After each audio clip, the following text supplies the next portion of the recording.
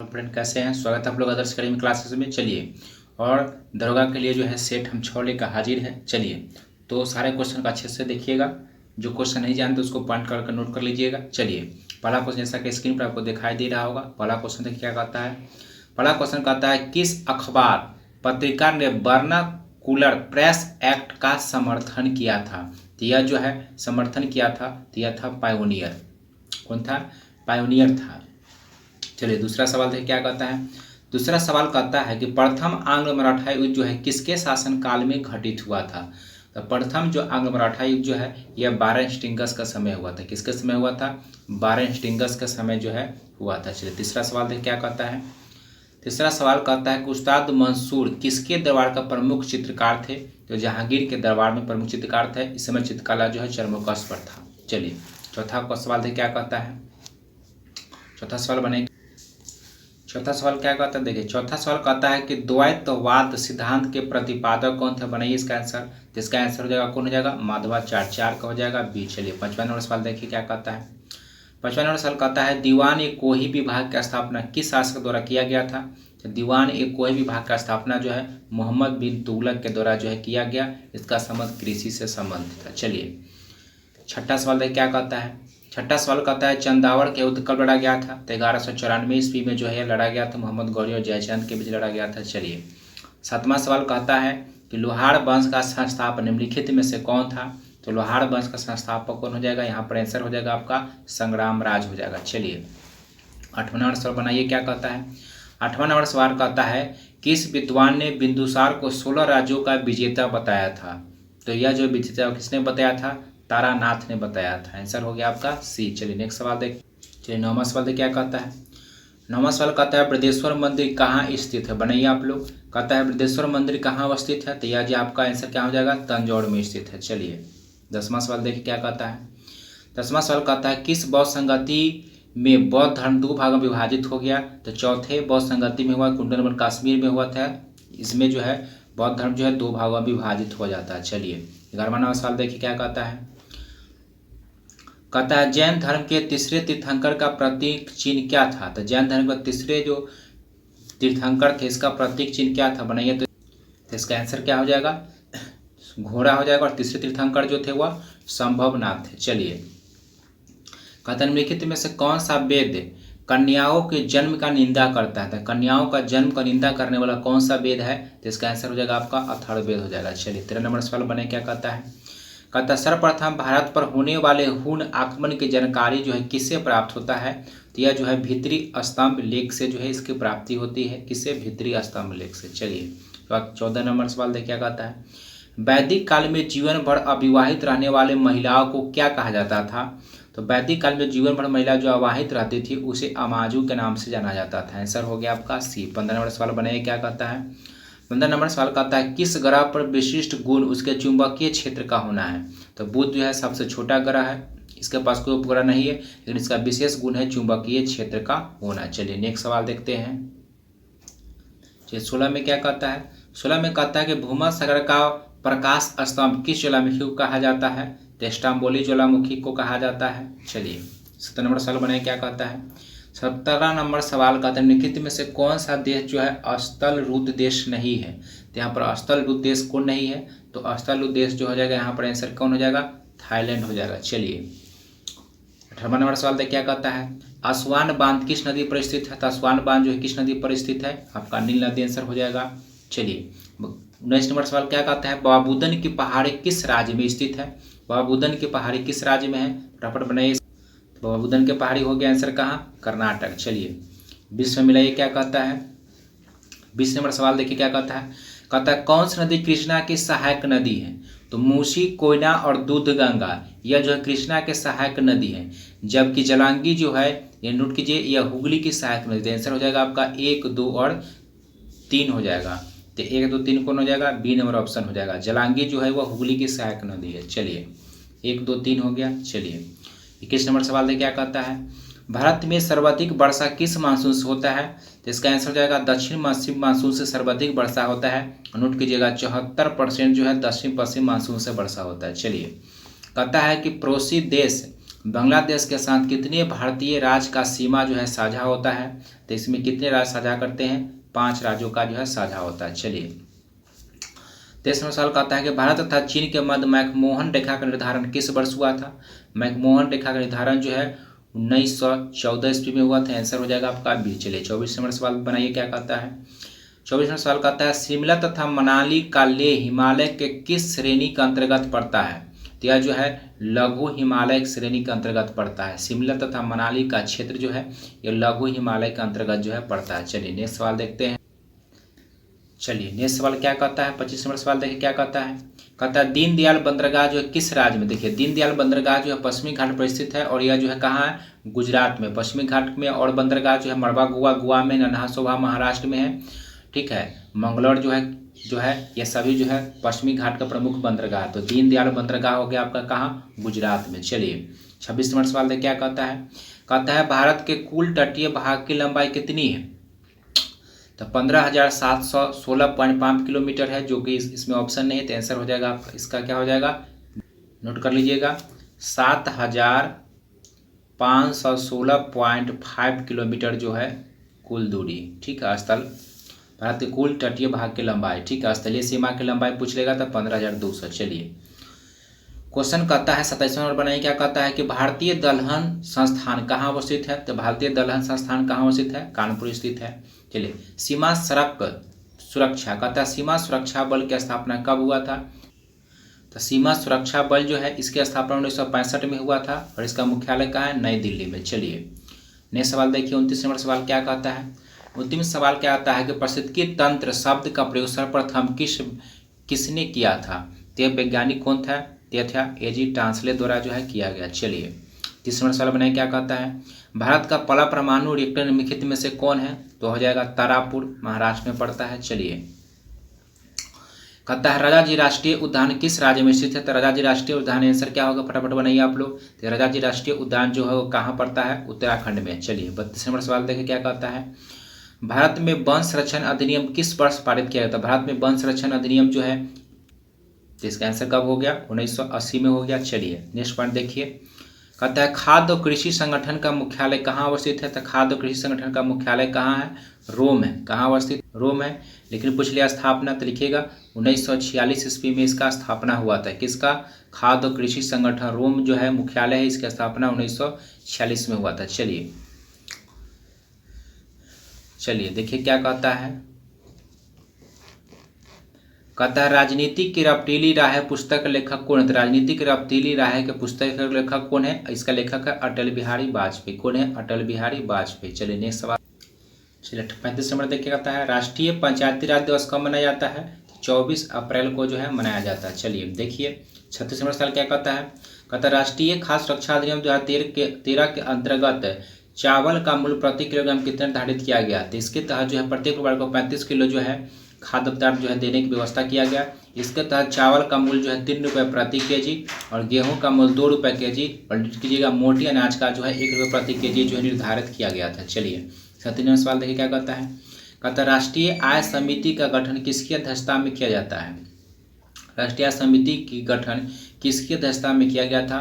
तो पीसी महालनोबिस की अध्यक्षता में किया गया था। चलिए 38 नंबर सवाल देखिए क्या कहता है? मानव विकास सूचकांक के अंतर्गत निम्नलिखित में से किस विषय को शामिल नहीं किया जाता? देखिए तो शिक्षा, जीवन प्रत्याशा और प्रति व्यक्ति आय को शामिल किया जाता है, इसमें जनसंख्या शामिल नहीं होता। चलिए नेक्स्ट सवाल देखिए क्या कहता है? कहता है सामुदायिक विकास कार्यक्रम की शुरुआत जो है किस पंचवर्षीय योजना में हुआ था? सामुदायिक विकास कार्यक्रम की शुरुआत जो 1952 में होता है और यह प्रथम पंचवर्षीय योजना में इसका शुरुआत होता है। चलिए 40 नंबर सवाल देखिए क्या कहता है? 40 नंबर सवाल क्या आता है कि आर्थिक दृष्टिकोण से विनिर्माण तथा बिजली का निर्माण जो किस उद्योग के अंतर्गत हुआ था? किसके अंतर्गत हुआ था? तो द्वितीय श्रेणी के अंतर्गत, द्वितीय क्षेत्र में हुआ। द्वितीय में सेवा है, प्राथमिक क्षेत्र में जो है क्या है? कृषि। चलिए 41 नंबर सवाल देखिए क्या कहता है? संविधान सभा द्वारा गठित सलाहकार समिति के अध्यक्ष कौन थे? संविधान सभा द्वारा गठित सलाहकार समिति के अध्यक्ष जो थे वह सरदार पटेल थे। ठीक है, चलिए 42 नंबर देखिए क्या कहता है? 42वां सवाल कहता है कि उपराष्ट्रपति का पद किस देश के संविधान से लिया गया है? तो उपराष्ट्रपति का पद, मूल अधिकार, राष्ट्रपति पर महाभियोग की प्रक्रिया, ये सभी कहाँ से लिया गया है? अमेरिका से लिया गया। चलिए नेक्स्ट चलिए 43वां सवाल बने क्या कहता है विधायकों तथा सांसदों को दी जाने वाली शपथ या प्रतिज्ञा किस अनुसूची में है? तो तीसरी अनुसूची में। ठीक है, दूसरा में जो है क्या है, दूसरा में जो है पैसा का चर्चा है। चलिए नेक्स्ट सवाल देखते हैं क्या। चलिए क्या कहता है भारतीय नागरिकता को कितने तरीके से समाप्त किया जा सकता है? देखिए, तो भारतीय नागरिकता को 3 तरीके से जो है समाप्त किया जाता है। लेकिन अगर आपसे पूछे कि भारतीय नागरिकता कितने तरीके से प्राप्त किया जाता है, तो 5 तरीके से प्राप्त किया जाता है, 5 तरीके से, लेकिन समाप्त जो है 3 तरीके से। चलिए दोनों क्वेश्चन नोट कर लीजिएगा। चलिए 45वां सवाल बने क्या कहता है किस संशोधन के तहत 6 से 14 वर्ष तक के सभी बच्चों को निःशुल्क अनिवार्य शिक्षा का प्रबंध कराया गया? यह 66वां संशोधन 2002 के तहत जो है किया गया। चलिए 46वां सवाल देखिए क्या कहता है राष्ट्रीय स्मारकों तथा वस्तुओं का संरक्षण जो किस अनुच्छेद में वर्णित है? तो यह जो है अनुच्छेद 49 में वर्णित है। चलिए कहता है कि भारत के वर्तमान राष्ट्र तथा उपराष्ट्रपति अपने पद के अनुसार कैमा क्रम पर है? तो अभी जो है इनका क्रम जो है 14वां और कैमा है 13वां है। चलिए नेक्स्ट सवाल देखते हैं। चलिए कहता है कि लोकसभा अध्यक्ष अपना त्याग पद किसे सौंपते हैं? तो लोकसभा उपाध्यक्ष को सौंपते हैं। चलिए नेक्स्ट सवाल देखिए क्या कहता है भारत में किसी राज्य को विशेष राज्य का दर्जा किस फार्मूले के आधार पर दिया जाता है? तो उसे जो है गॉडगिल फार्मूले के आधार पर जो है दिया जाता है। आंसर हो गया डी नंबर। चलिए बनाइए क्या कहता है संघ लोक सेवा आयोग का अध्यक्ष का कार्यकाल कितना होता है? तो संघ लोक सेवा आयोग के अध्यक्ष का कार्यकाल कितना? चलिए आंसर हो गया इसका क्या 6 वर्ष हो जाएगा। चलिए नेक्स्ट सवाल देखते हैं। चलिए कारण में क्या कहता है पंचायती राज से संबंधित प्रमुख समितियों का मिलान जो है कौन सा कहता है गलत? देखिए बलवंत राय मेहता समिति 1957 में, यह सही है। अशोक मेहता समिति 1977 में, यह भी सही है। जीबी के राव समिति 1985 में, यह भी सही है। एल सिंघवी समिति जो है यह गलत है, यह नोट कीजिएगा, यह 1986 में आया था। कब आया था?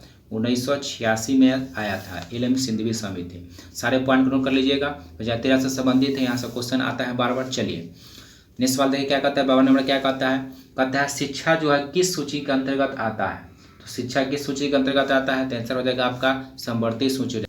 चलिए समवर्ती सूची में आता है और इसमें टोटल जो है 52 विषय। चलिए नेक्स्ट सवाल देखते हैं चीन का राष्ट्रीय खेल निम्नलिखित में से क्या है? तो चीन का राष्ट्रीय खेल क्या है? टेबल टेनिस जो है चीन का राष्ट्रीय खेल है। चलिए नेक्स्ट सवाल देखिए क्या कहता है कि भारत ने ओलंपिक में पहला स्वर्ण पदक कब जीता था? तो भारत ने ओलंपिक में पहली बार स्वर्ण पदक कब जीता था?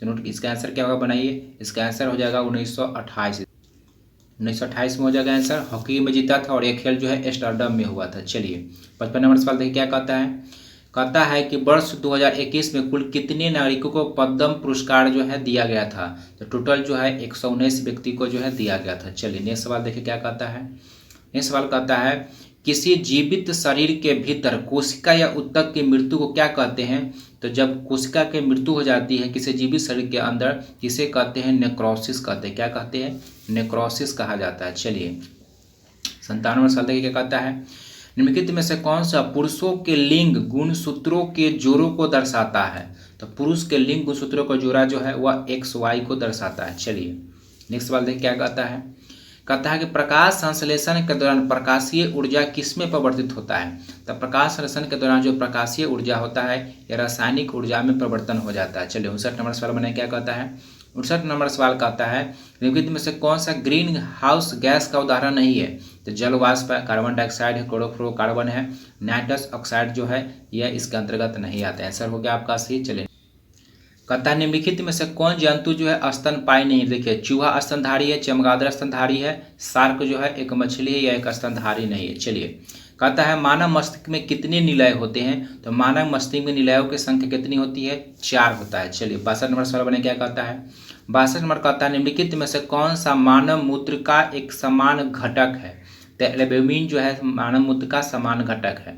मानव मूत्र में लिखिएगा 95% जल होता है। अगर पूछ ले यूरिया तो 2.5% जो है यूरिया पाया जाता है। चलिए नेक्स्ट सवाल देखिए क्या कहता है मानव शरीर का सबसे बड़ा अंग कौन हो जाएगा? तो ऑप्शन का क्या हो जाएगा? यकृत हो जाएगा। चलिए देखिए क्या कहता है नेक्स्ट सवाल देखिए क्या कहता है न्यूमेरिकल है। चलिए बनाइए तो इसको बनाइएगा P बराबर क्या हो जाएगा यहाँ V²/R हो जाएगा। P बराबर V²/R हो जाएगा। इसे जब सॉल्व कीजिएगा V²/R पर बनाइएगा, इसको जब सॉल्व कीजिएगा तब 15,000 वाट जो है आ जाएगा। चलिए 65 नंबर सवाल क्या कहता है पानी के बूंदे का तैलीय पृष्ठ पर न चिपकने के कारण क्या है? तो पानी के बूंदे तैलीय पृष्ठ पर देखिए 2 तरह के कण का जिक्र हो रहा है। तो यहाँ पर क्या हो जाएगा, तो यहाँ हो जाएगा आसंजक बल होगा। क्या हो जाएगा, आसंजक बल होता है। समान बलों के बीच जो है संसंजक बल लगता है। चलिए 66 नंबर सवाल देखिए क्या कहता है। 66 में कहता है कि तुल्यकालिक उपग्रह की परिक्रमा की अवधि कितनी होती है। तुल्यकालिक उपग्रह परिक्रमा की अवधि कितना होता है, 24 घंटा होता है। चलिए देखिए 67 नंबर सवाल देखिए क्या कहता है। 68 नंबर सवाल कहता है कि पेंडुलम को चंद्रमा पर ले जाने पर उसका आवर्तकाल पर क्या प्रभाव पड़ेगा। तो इसका आवर्तकाल क्या हो जाएगा, बढ़ जाएगा, क्योंकि वहाँ जी का मान कम हो जाता है। चलिए कहता है कि एक्स किरणें किस प्रकार का तरंग है। तो एक्स किरणें जो किस प्रकार का तरंग है, तो एक्स किरणें जो है विद्युत चुंबकीय तरंग है। इसका कोड बताए थे विद्युत चुंबकीय तरंग का, गायब पदा सूर्य, यदि याद होगा आपको तो आप आसानी से इसके ऐसे क्वेश्चन को आपको नहीं फंस रहा होगा। चलिए तो नेक्स्ट सवाल देखते हैं, याद कर रखिए। तो देखिए क्या कहता है। कहता है जब किसी वस्तु को दो समांतर समतल दर्पणों के बीच रखा जाता है तो बने हुए प्रतिबिंबों की संख्या कितनी हो जाएगी। जब समांतर रखा जाएगा तो इसमें कितने प्रतिबिंब बनेंगे, अनंत बनेंगे। चलिए कहता है वर्णांतता रोग किसके प्रयोग द्वारा दूर किया जा सकता है। तो वर्णांतता रोग जो है इसे जो है दूर नहीं किया जा सकता है। आंसर हो जाएगा डी, कोई नहीं। चलिए 71 नंबर सवाल देखिए क्या कहता है। 71 नंबर सवाल कहता है निम्नलिखित में से कौन सा एक निष्क्रिय गैस का उदाहरण। निष्क्रिय गैस मतलब आर्गन गैस, अक्रिय गैस, और क्रिय गैस कौन हो जाएगा आपका, आर्गन हो जाएगा। चलिए कहता है आतिशबाजी में हरा रंग किसके कारण दिखाई देता है। तो आतिशबाजी में हरा रंग जो होता है वह बेरियम के कारण होता है, लेकिन लाल रंग पूछेगा तो वहाँ पर स्ट्रोंशियम हो जाएगा। चलिए नेक्स्ट सवाल देखिए क्या बनता है, बनाइए। कहता है निम्नलिखित में से किसे विलयन भी कहा जाता है। तो विलयन जो है समांगी मिश्रण के द्वारा जो तैयार होता है उसे कहते हैं विलयन। चलिए आंसर हो गया बी। 74 नंबर सवाल बनाइए क्या कहता है। 74 नंबर सवाल कहता है कि एल्युमिनियम को किस विधि द्वारा शुद्ध किया जा सकता है। एल्युमिनियम को शुद्ध करने के लिए विद्युत अपघटन विधि जो है अपनाया जाता है। चलिए नेक्स्ट सवाल देखिए क्या कहता है। कहता है निम्नलिखित में से कौन सा वायु प्रदूषण को मॉनिटर करता है। तो वायु प्रदूषण का सूचक के रूप में जो है लाइकेन का प्रयोग किया जाता है। लाइकेन जो है वायु प्रदूषण का सूचक होता है। आंसर हो गया सी। चलिए नेक्स्ट सवाल देखिए क्या कहता है। पुस्तक 76 नंबर बड़े भाई पुस्तक है। चलिए पुस्तक को क्लास में भी लिखाए थे, इसका आंसर हो जाएगा आरपी गुप्ता हो जाएगा। चलिए नेक्स्ट सवाल देखिए क्या कहता है। नेक्स्ट सवाल देखिए क्या कहता है। नेक्स्ट सवाल कहता है कि हाल ही में किस राज्य ने नॉलेज मिशन नामक एक डिजिटल प्लेटफॉर्म जो है लॉन्च किया है। तो यह जो है केरला के द्वारा लॉन्च किया गया। चलिए कहता है कि ओलंपिक टिकट पाने वाले पहली भारतीय तलवारबाज कौन बनी है। तो इसका आंसर कौन हो जाएगा आपका, हो जाएगा भावना देवी, और ये तमिलनाडु का रहने वाली है। चलिए 69 नंबर सवाल देखिए 79 में क्या कहता है। 79 में क्या कहता है, बनाइए फटाफट क्या कहता है। तो इसका आंसर कौन हो जाएगा, इसका आंसर हो जाएगा बंगलुरु। चलिए 80 में देखिए क्या कहता है। हाल ही में किस राज्य ने नाव पुस्तकालय खोलने की घोषणा किया है। तो नाव पुस्तकालय जो है विशेषकर बच्चों के लिए जो है व्यवस्था किया गया है पश्चिम बंगाल में, ताकि जो है वह कला के क्षेत्र में सीख सके। चलिए 81वां सवाल क्या कहता है। देखिए सार्वजनिक स्थानों पर पूर्ण चेहरा ढकने पर प्रतिबंध लगाने हेतु किस राष्ट्र ने मतदान किया। तो इसका आंसर क्या हो जाएगा, स्विट्जरलैंड द्वारा किया गया। चलिए वर्ष 2021 में डस्लिक दूसरा का सैन्य अभ्यास का जो आयोजन किया गया किन दो देशों के बीच होता है। तो भारत और उज्बेकिस्तान के बीच जो है यह युद्धाभ्यास होता है। चलिए कहता है भारत ने सतलुज बांध का निर्माण किस देश से किया था। तो यह निर्माण जो है किसके साथ किया था, अफगानिस्तान के साथ किया था, सतलुज बांध का निर्माण किया था। चलिए कहता है देखिए, कहता है 93 अकादमी पुरस्कार के लिए लाइव एक्शन श्रेणी में शीर्ष 10 लघु फिल्मों में किस भारतीय लघु फिल्म को चुना गया है। तो इसका आंसर क्या हो जाएगा, इसका आंसर हो जाएगा आपका बिट्टू। क्या हो जाएगा, बिट्टू। चलिए 85 नंबर सवाल देखिए, बनाइए क्या कहता है। 85 नंबर सवाल कहता है कि प्रधानमंत्री मोदी ने हाल ही में किस राज्य में बीपीसीएल के प्रोपेलिन व्युत्पन्न पेट्रोकेमिकल परियोजना का उद्घाटन किया है। यह जो है किस राज्य में। तो इसका आंसर क्या होगा मेरे भाई, इसका आंसर हो जाएगा केरल। चलिए नेक्स्ट सवाल देखिए। चलिए 86 में क्या कहता है। कहता है हाल ही में अंतर्राष्ट्रीय सौर गठबंधन के लिए नए महानिदेशक रूप में किसे चुना गया है।